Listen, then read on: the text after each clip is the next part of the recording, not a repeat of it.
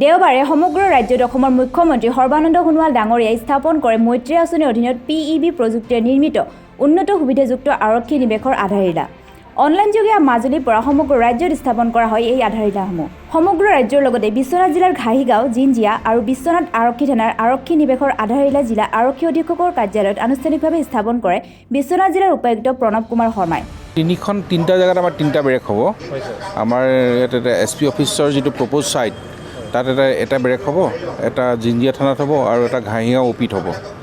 আৰু আমাৰ আজি আপোনালোকে গম পাইছে যে মাননীয় মুখ্যমন্ত্ৰী সৰ্বানন্দ সোণোৱালদেৱে চেণ্ট্ৰেলি আজি জেংৰাইমুখত মাজুলীত এই বেৰেকৰ আধাৰশিলা স্থাপন কৰিছে। অসমৰ বৰ্তমান 72টা স্থানত একেলগে আজি আধাৰশিলা স্থাপন হৈছে। একেলগে মানে চেণ্ট্ৰেলি তাত কৰা গৈছে আৰু লোকেলি আমি আমাৰ নিজৰ জেগাত আমাৰ যিসকল মানে স্থানীয় মন্ত্ৰী বিধায়ক যিসকল আছে তেওঁলোকক লৈ আমি কাৰ্যসূচী কৰাৰ কথা। যিহেতু আজি আমাৰ ইয়াত কোনো বিধায়ক বা মন্ত্ৰী উপস্থিত নাই, আমি DC ছাৰক আমাৰ যি তিনিটা বেৰেক সেই তিনিটাৰ আধাৰশিলা আনুষ্ঠানিকভাৱে কৰোৱা হ'ল ছাৰৰ হতুৱা। আৰু এই গোটেই যি 100টা বেৰেক আছে, 100টা বেৰেকৰ কাৰণে টোটেল 262,49,18,18,800 টকা ধাৰ্য কৰা গৈছে। তাৰে আমাৰ তিনিটা বেৰেক আছে। আমাৰ তিনিটা বেৰেকৰ কাৰণে আমাৰ ইয়াত হ'ব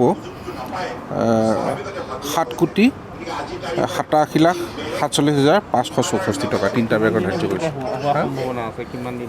এইটো বেৰেকটো 6 মাহৰ ভিতৰত তেওঁলোকে কমপ্লিট হেণ্ডঅভাৰ কৰিব।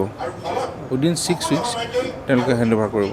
সেইকাৰণে এইটো PEB যিটো কৈছে নহয়, প্ৰি ইঞ্জিনিয়াৰ্ড বিল্ডিং টেকন'লজি, সেই টেকন'লজি মানে বস্তুখিনি অলৰেডি বনি আছে বেলেগত, খালি প্লিনটো হোৱাৰ পিছত ফাউণ্ডেশ্যনটো হোৱাৰ পিছত ইয়াত আহি জাষ্ট লগাই দিব। অতি সোনকালে এইটো 6 মাহৰ ভিতৰত তেওঁলোকে হেণ্ডঅভাৰ কৰাৰ কথা। বিশ্বনাথৰ পৰা পলাশ প্ৰেমৰ ৰিপৰ্ট, কামৰূপা নিউজ।